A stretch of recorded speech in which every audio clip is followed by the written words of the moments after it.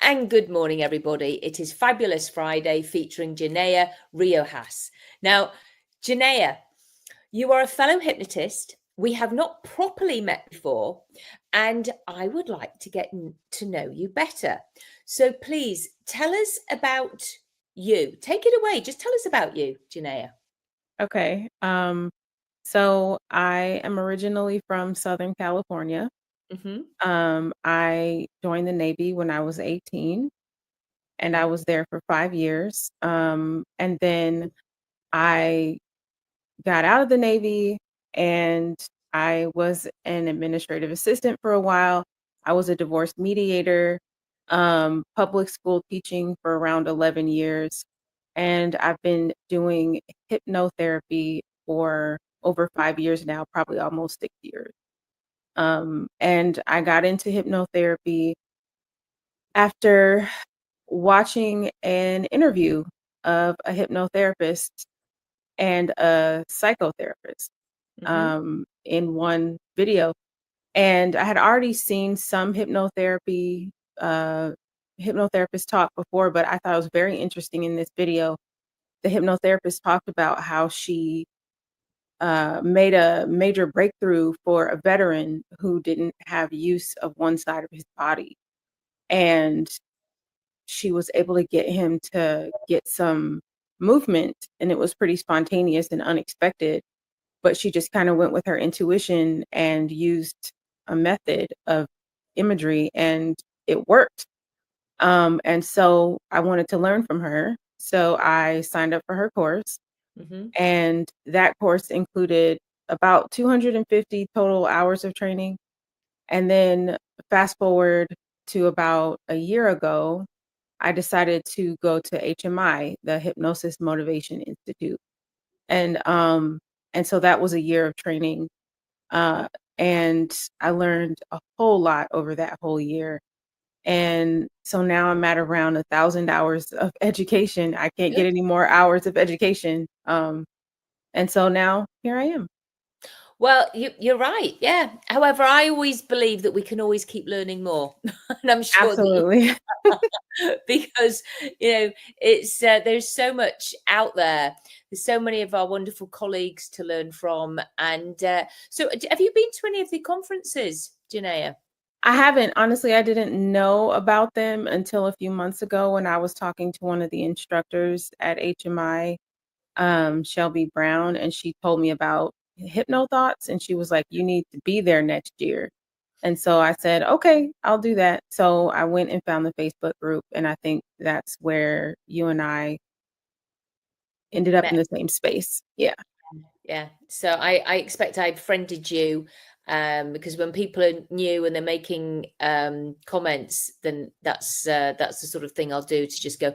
And then you did. You reached out and you said hello. and Yeah. then we found out we live in the same area, so that's wonderful. Yep. So North that Carolina. yeah, that does not happen often. So and then we had a whole conversation and it'll be and I'm still sort of like interested about that, about the whole because I'm a certified consulting hypnotherapist, sorry, Mhm. clinical hypnotherapist, but I don't call myself that here in the state of North Carolina. I expect I mentioned that Yeah. got to be with the National Guild of Hypnotists. It was like the state thing, so Mhm. be careful. So yeah, I it's the rules are very interesting, and it's what it is. Different states, different countries. Because I had no Yeah. idea, no idea. We So did have a legal class at HMI. So I'm aware of how states like to bully hypnotherapists. So if they come at me, I'll be ready. okay, so watch this space. There you go. I'll be good for you. So who do you like working with the best? Is there a sort of like little area of people that you like to work with best? Um, so I have a special place in my heart for people who have been dealing with trauma and identity, boundaries. Yeah, people who say things like, I don't really know who I am, or They are dealing with damaging experiences in their lives, and it has had like a catastrophic effect on their self-worth. Um, Clients like that. I'll work with almost anyone. I'm certified in a lot of things, but those are the clients that I like. Yeah, it's always fascinating, isn't it? People with those past things, significant emotional events, feelings that can actually damage their internal belief system. And yeah, it's quite fascinating. I just had a client this morning, and it's like just explaining that they've hypnotized themselves with this whole belief system that they are a failure, they are unworthy, they are not good enough. And it's like they go, oh yeah. That's interesting that you say that, because the cycle of abuse in domestic violence situations, there's Mhm. like this, uh, I learned in a training that I did when I was trying to volunteer at a women's shelter. And they have the tension building phase, the explosion phase, and then the honeymoon phase. And I found it interesting how much that can mirror the induction phase, the suggestions phase, and then the bringing the client out of hypnosis phase. And so you're right, it is hypnosis, because in the tension building, your emotions are being used to get you into a particular mindset. Mhm. Then with the explosion, whatever that abusive energy is that comes at you, all of that abusive energy is telling you you're not worth being treated better than this. This is what you deserve, all of that stuff, by whether it's emotional or physical abuse. And then you bring the client out of that hypnosis with the honeymoon phase. Oh, I love you. I'll never do it again. You know, oh, all that. And it's a loop. And it's this constant loop that they are being hypnotized and solidified over years. And so my mother was abused in front of me as a child. And so when I grew up, I never could understand, why don't you just leave? Why don't you just leave? And then I realized they're hypnotized. That's why they don't leave. They are effectively hypnotized by someone that they are completely suggestible to over the course of sometimes several years. And it's hard for them to leave. And not only is it hard for them to leave, but within the first few days of leaving, and for some people longer, it's life threatening for them to just up and leave a situation like that. So, I completely agree. And are you able to help here with any of the foundations for women who are abused? Because I know there are a few what do you mean, like advice or? shelters. Well, no, not necessarily advice, but I mean, Mm. you did that before, didn't? I think you mentioned that right at the beginning, that you worked in some women's shelters. Oh, I did. Okay, so I have to admit something. I went to do the training. I did the training. Hmm. And the training was like 4 weekends in a row for a month. And I actually didn't follow through with it because of my own background. It was too triggering for me. I thought that I could go in because I had the experience as a child with my mother and Okay. really most of the women in my family, but I could tell that it was affecting me in a way that I wasn't going to be useful. And that was well before I had done any hypnotherapy training. So at that time, I was like, I'm going to be useless to these women because I'm just going to be sad the whole time.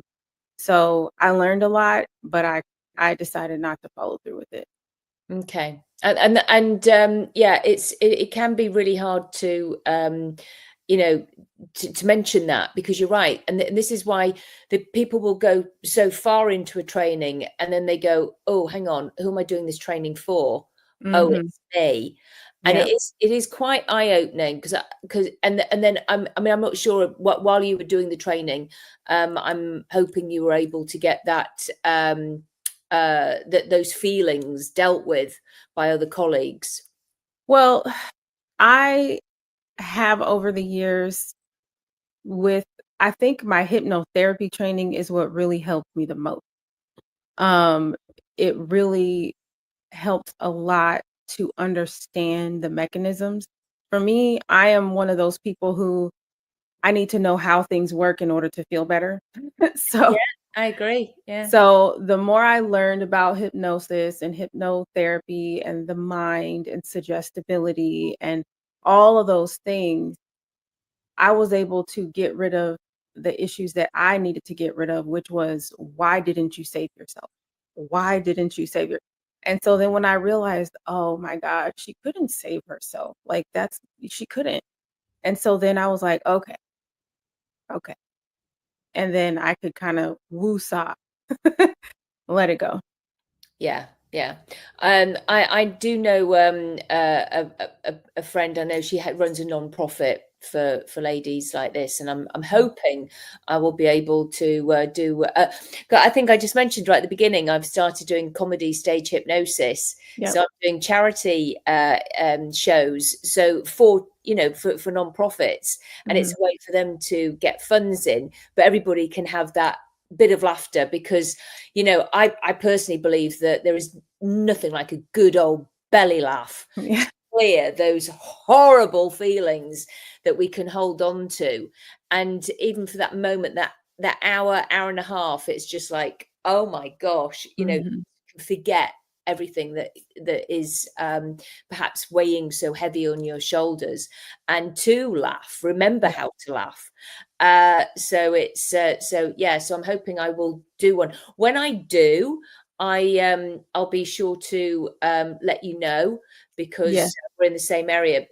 Just because you it may, because it's like a great niche area, because those ladies Mhm. do need help.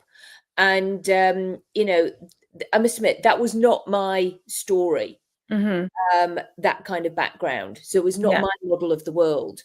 Um, can I help? Yes, but it's not my model of the world. Mhm. If and however, it as you've mentioned, it is yours, and Mhm. I think it's this, when those ladies are in that and they're talking about it, it's a safer place for them to be if somebody else really Mhm. understands what Yeah. it's like. I think it's if I had to say anything about a woman who is in that cycle, um, from the perspective of someone who wants to help her, I think the most important thing to understand is it's not useful to tell her, leave, leave. The focus cannot always be on telling her to leave, because she's so emotionally and mentally tied to that person that it's like telling her to leave someone who she is almost physically connected to. Like, um and then you're going to immediately put yourself in the place of every other person who is judging her and telling her to leave. I would liken it to almost like an umbilical cord. Like, a woman, especially if she's been with that person for a long time.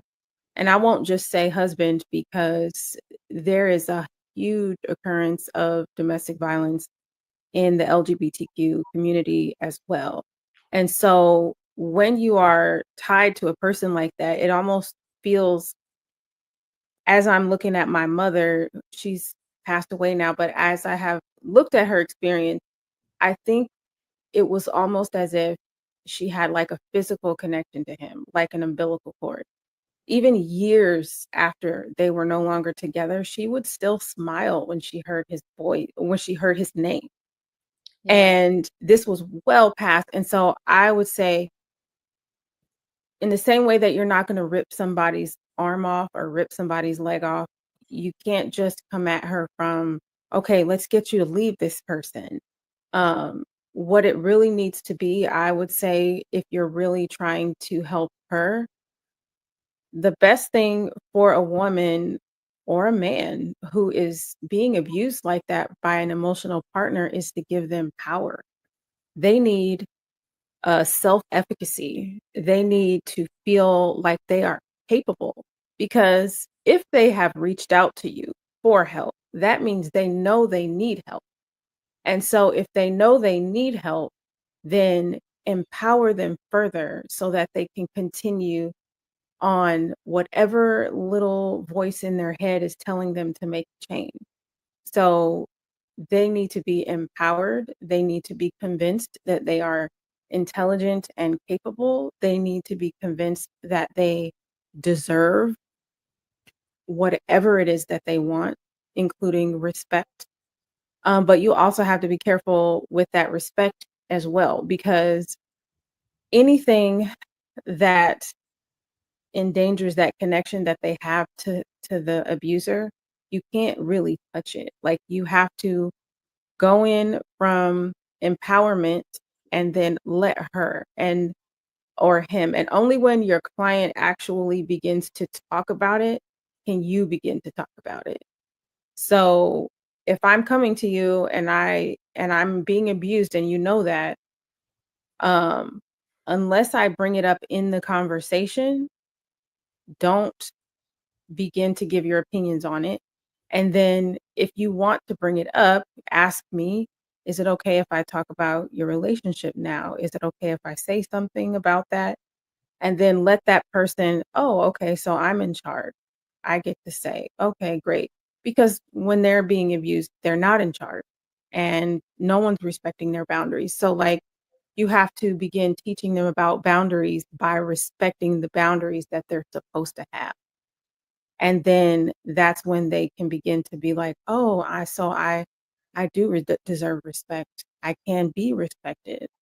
So if my therapist is treating me this way, I like this. This is how I should be treated by everybody. You know what I mean? Oh, absolutely. I couldn't agree more. And it's interesting because actually there'll be different layers of that, because there's different types of abuse, as we know. mhm, And there are sometimes there's the because you had it from when you were a young girl, you saw that happen with your mother. mhm. Um, so out of interest, and actually you don't need to tell me because sorry, I'm just ending up going No, in. ask away. It's okay. Well, it's because what can happen to other people Mhm, is that it's that then becomes that's what they do. They go into that mhm. same kind of relationship Yeah. mode because that's what because it's monkey see, monkey do. We watch, we we're Mhm, children, we learn from our parents, and so that's what it is. And it's interesting because it is. I mean, I literally just forgotten. Actually, my first marriage was not very happy. It wasn't mhm, violent, but it was not right. And I did sort of like at the end have a choice. I did realize I had a mhm, choice. And so funny enough, I was because I did 3 years of counseling training before I went into hypnosis, into hypnotherapy training. And it's so it's quite interesting, Jenaya. I'd even forgotten about that because it's like another It can lifetime. happen to everybody. It can happen to anyone. You can slide into an abusive situation and not even realize it. Mm. And then, especially people who see themselves as very capable, very intelligent, those people will stay in abuse longer because they're too ashamed to admit that they let it happen to them. Um, And for but men. it's yeah, Mhm, especially men, mhm. because God forbid they say my wife or my girlfriend is hitting me and hurting me and all of those things, like, and then the emotional abuse, because that's, I mean, I I don't wanna label women, I'm a woman, but I will say that if we had a way to abuse people, it would be emotionally, and men are not encouraged by society to say, "I'm hurting." It's just not something that they're encouraged to do. I couldn't agree more. I couldn't agree more. Yeah. Well, this could be a very meaty, long conversation, Janea. So, Mhm. and that's why I do love speaking to my fellow hypnotists because it's like because we all well, first of all, we pretty much agree with each other, Yeah, which is always nice. We always, and we always come at things from a different angle, and so we have to. Yeah, absolutely. And there's always so much more to learn, and we all work in different ways. And so, Jenaya, if somebody wanted to work with you on this, because it sounds like it's, you know, you really do understand this at a deep level, how can they find you? What's your well, I'll get it in the show notes, your website for everybody. Yeah, it's right there underneath my name as well. Oh, so it is. Mhm. I've got my glasses on. So, okay. Anyway, thank you for coming on. It's been lovely to meet you on here. Thank you for watching, everybody. And it's goodbye from me, Claudia Rickard, and it's goodbye from Jenaya C Rio'oja. So take care, everybody. Thanks for